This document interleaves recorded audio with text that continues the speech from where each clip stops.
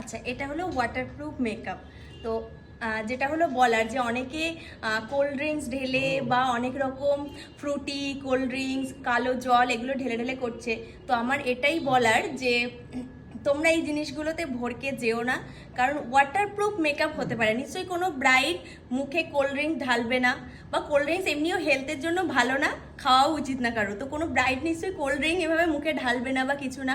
Waterproof করার কারণ কি, অনেক সময় চোখ থেকে জল বেরোতে পারে বা কোনোভাবে হয়তো জল পড়তে পারে, এটা হতে পারে। জল খেতে গিয়ে জল পড়লো বা কান্নাকাটি করে, সেই জন্য হয়তো একটা ব্রাইডের ওই দিন একটা ইমোশনাল ডে, তো জল বেরোতেই পারে চোখ থেকে, সেই জন্য ওয়াটারপ্রুফ করা।